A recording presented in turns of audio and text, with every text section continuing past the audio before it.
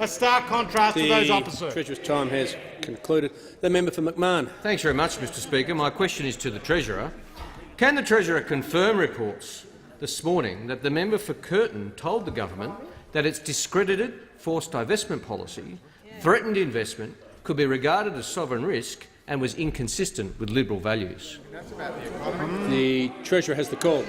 I can confirm to the member for McMahon that we, on this side of the House, have introduced legislation today to reduce people's power prices, Mr Speaker, to reduce people's power prices, because we are on the side of the Australian consumer, the families and the small businesses.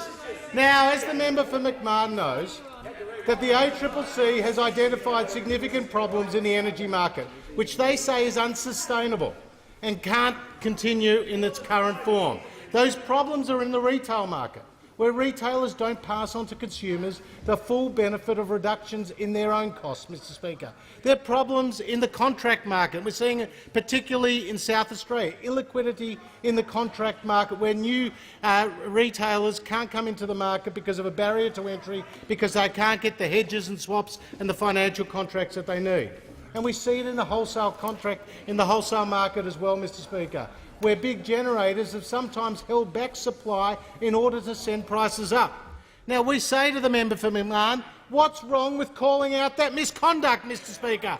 What's wrong with putting in place penalties, which range from infringement notices and higher fines, and in the case of the wholesale market, to divestment, Mr Speaker, and divestment on the recommendation of the ACCC to the Treasurer, and the Treasurer on a referral to the Federal Court of Australia, Mr Speaker.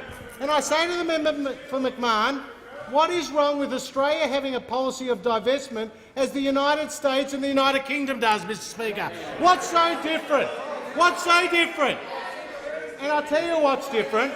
The Labor Party have a set of tax policies and an industrial relation policy which is big anti-business, Mr Speaker, big-time anti-business.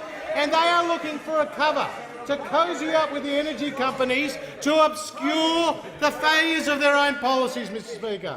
So I can tell the House that